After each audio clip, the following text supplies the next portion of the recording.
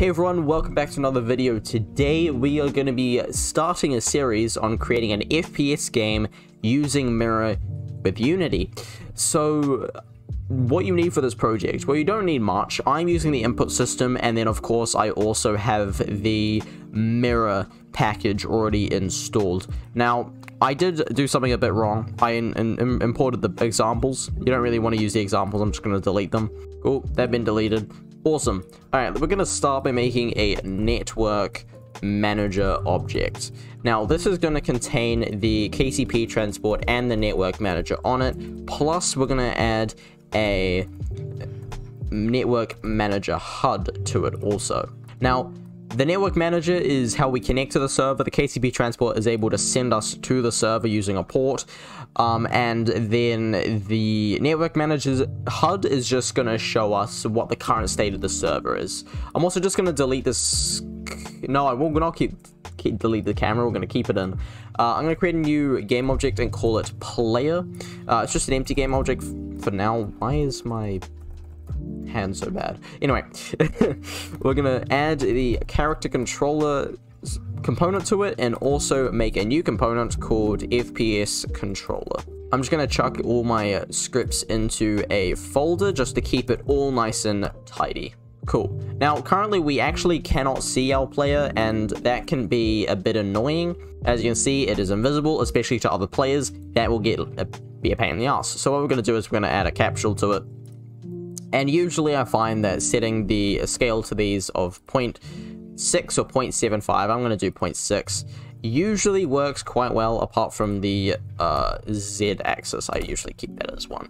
Kind of mimic that tall player feel, which also means you need to set the radius to be slightly lower. Should be around 3.5, 3.3, I think 0.3 works.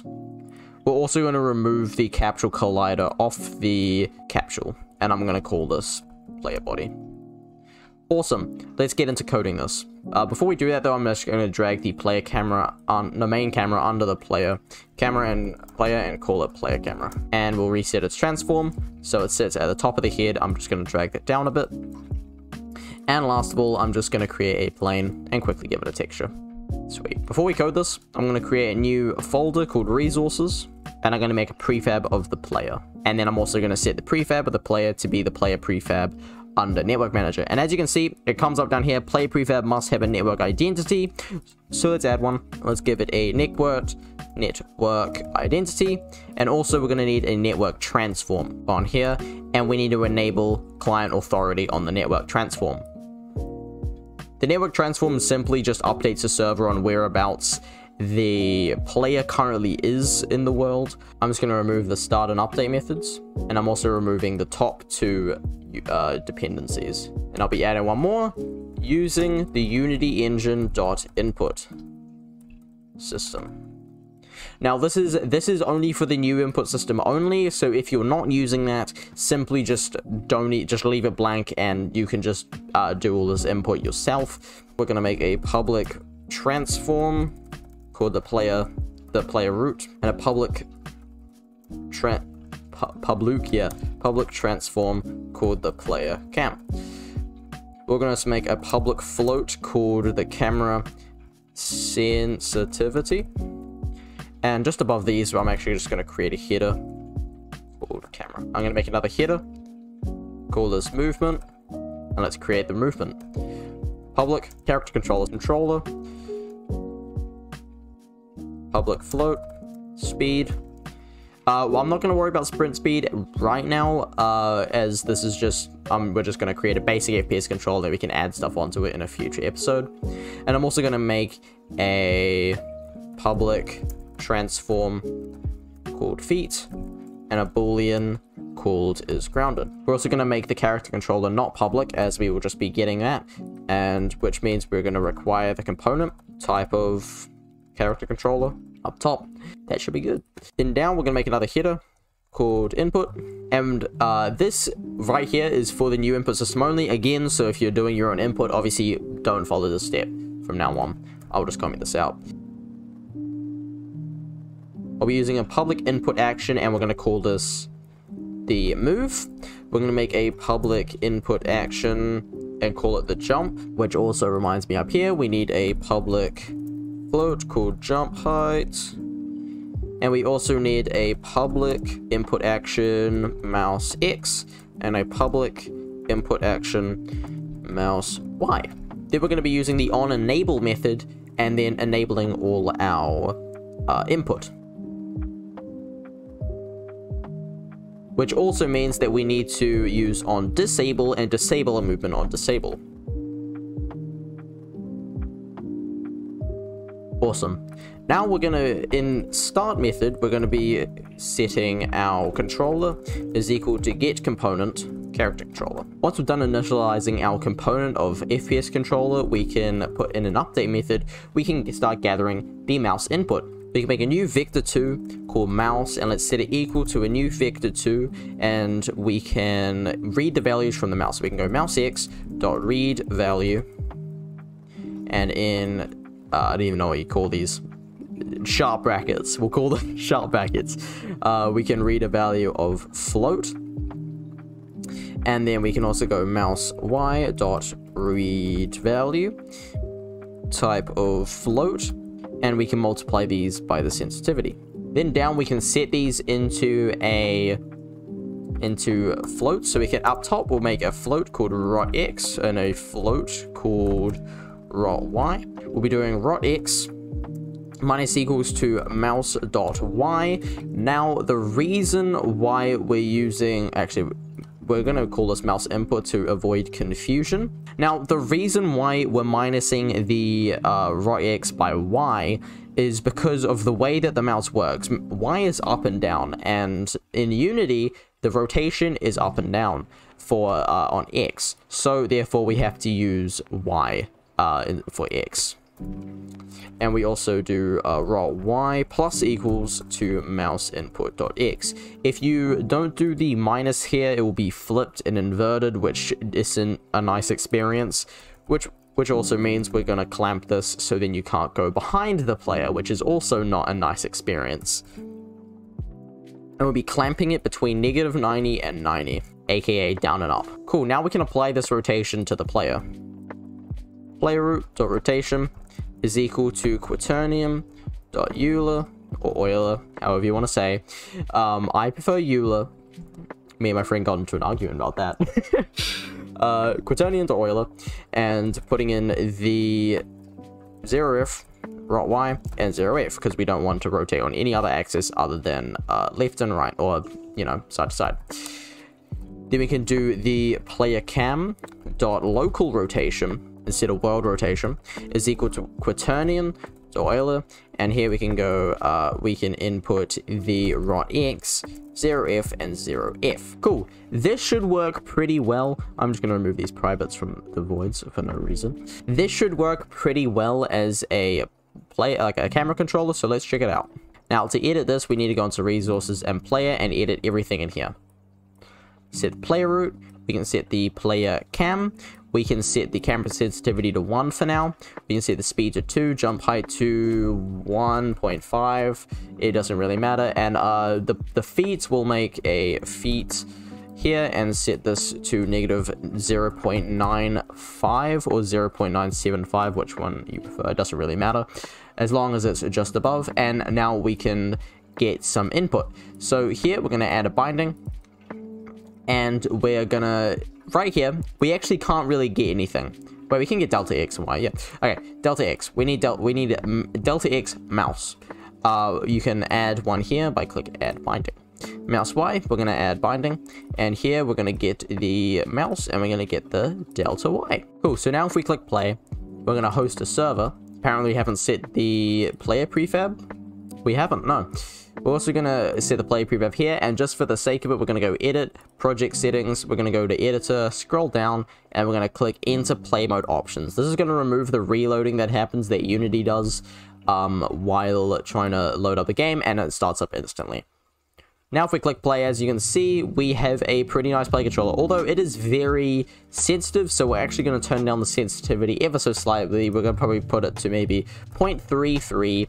I know that was a bit weird, like this. And also, as you can see, our mouse is not locked, so let's quickly lock our mouse. cursor dot lock state is equal to cursor lock mode dot locked. The inverse, if you want to unlock the mouse, the lock mode is equal to none, not unlocked. It's just a little bit of a tip there, and when you're trying to unlock it. Sweet as. Now we can get the player movement.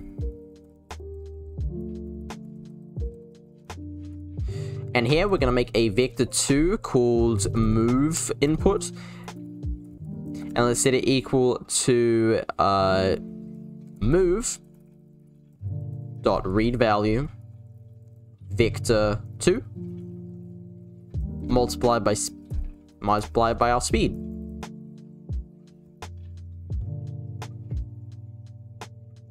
Actually, we'll not. Alright, so now we're going to be doing the player movement.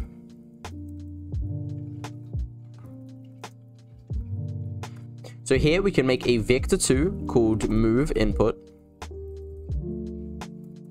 and set it equal to move dot read value, and here we can input our vector 2. Then we can apply it to some sort of vector, right? So we can make a vector 2 called move velocity, and let's set it equal to a play route dot forward multiplied by move input dot y plus our play route dot right multiplied by our move input dot x. And then we can set controller dot move by our move velocity multiplied by speed multiplied by time dot delta time. Now we're not going to move up and down with our player controller right now, so we can add that in actually. So let's make a public float called gravity up and movement, and let's also create a vector 3, sorry, called velocity. And down here it's actually a vector 3, not a vector 2 for move velocity.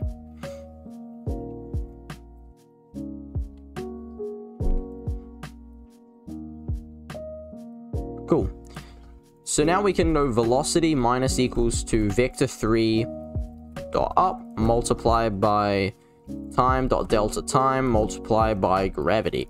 Now this is going to happen all the time, right? This is going to happen constantly. So what we need to do, even if we're grounded, it's still going to happen, which we actually don't want. So we need to make sure we are grounded before it happens. So we can go if physics dot raycast, and here we can input a position. So we're going to go feet dot transform, feet dot position, feet dot transform direction, and here we can go vector 3 dot down, and let's give it a distance to travel. So for us, we're just going to set it as 0.15. So this is going to check, it's going to shoot an invisible ray down and check if we are grounded or not. Now, if we are grounded, we are going to set our velocity is equal to a new vector 3 of 0f, negative 3f, and 0f. So we're not going to be moving, we're only going to be moving ever so slightly down, and this is just so we can stick to the ground even if it triggers. And then also our velocity minus equals to vector 3 dot up multiplied by gravity multiplied by time dot delta time if we are not grounded, so aka if we are in midair. And then we can call controller dot move, and here we will move by our velocity multiplied by time dot delta time. Excuse me.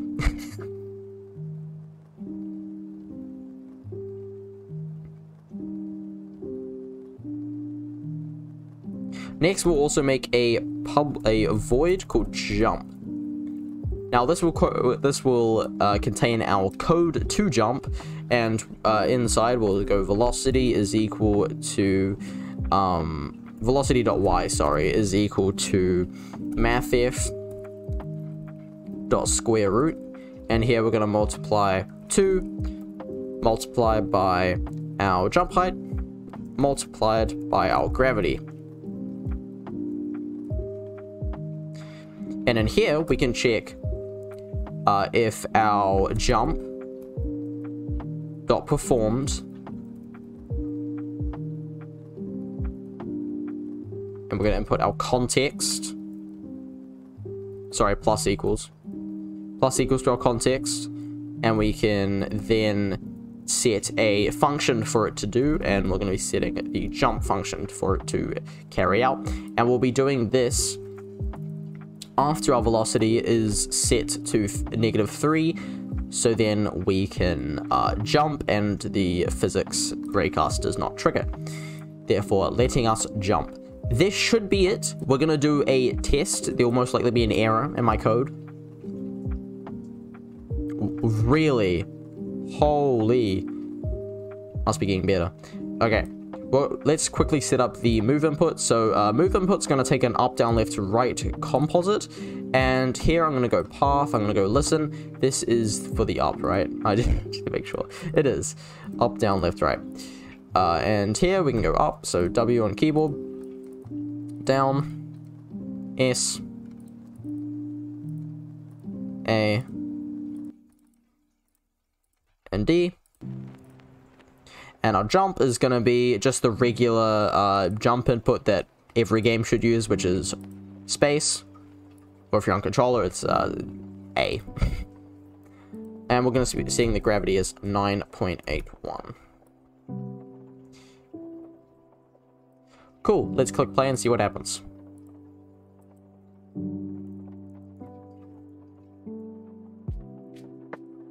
Alright, well, we can move around pretty easily. It's slow. Because did I input the speed? I did, okay. Alright, we're a little bit faster now. But it doesn't seem the jump height is working. A good way to test these is either to set the jump height higher, or we can debug by simply making the is grounded active or available to see in the inspector. The easiest way is just to make it public, so we can check in the player. Alright, I haven't even made use of is grounded. So let's, in here, we're going to make is grounded equal to our physics.raycast, and we're going to raycast out of our feet again, just like that. And in here, we can go if is grounded is equal to true, then we can do all of that.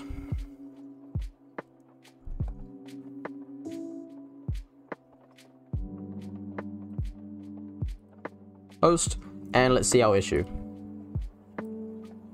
Alright, so we are grounded, however, it's deciding not to jump. Right, okay. I'm actually going to take this jump.performed out of the is grounded statement and put it afterwards. And here we're just going to quickly check if is grounded is equal to true. Then we can apply the jump. This should work. Something about the if statement does kind of screw with the, and I'm also going to move the controller.move to the top of the script, top of the update, just so it happens first on the next frame rather than on the same frame as the jump input.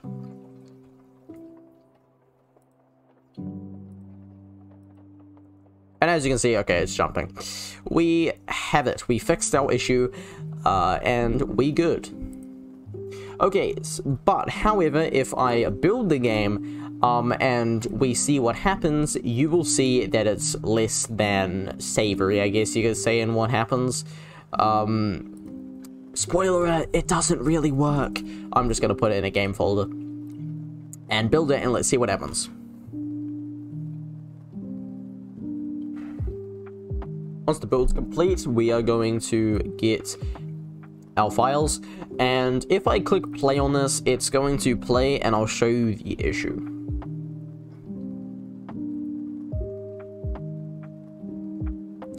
So we get the Made with Unity logo, and we get greeted with the screen, I'm going to click host, server, and client. So, and Defender Firewall might come up.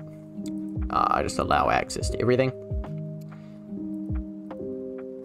Cool. And as you can see, we can play, we can do everything. But, however, there will be issues as soon as we get our Unity on. Let's click play, let's click client. Now, as you can see down bottom, we are moving both characters. Oh, look, that one fell off. So, there is an issue. Let's fix it. Okay, in our FPS controller, we are currently using the mono behavior part of it, and also we're not using mirror in the script. We're going to add a dependency using mirror. I don't even know what to call them. I'm just calling them dependencies at this point. Public class mono behavior. We're going to change this to a network behavior.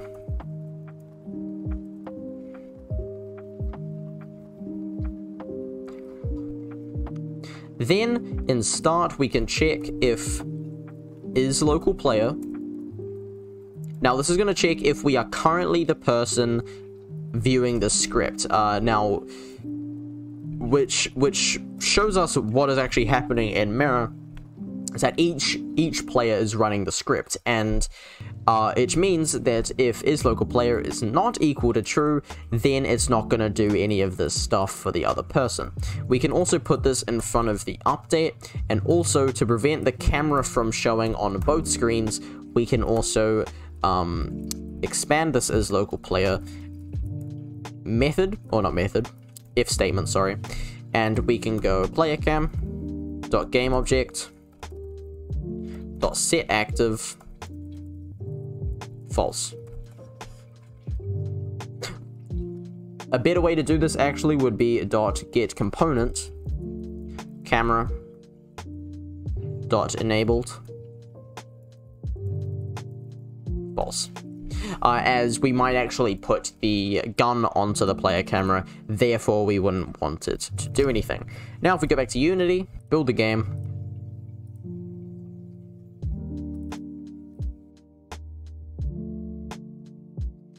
and run it. Actually, what I'm going to do is I'm just going to change the player settings, change the build settings for it, sorry, to a windowed screen of 1280 by 720, just so we can see both screens of it at once, just make it a bit easier for us. Now I'm going to open and host. There we go, it's working.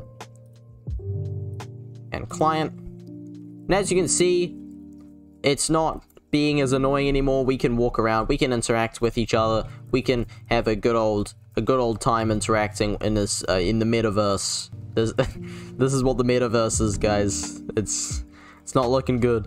It's not looking good. Okay, if you enjoyed this video, it is the end. If you enjoyed it, please give it a like. It helps a lot. Subscribe.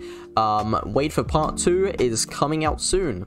And in the next part, we will be adding a gun, and making it shoot.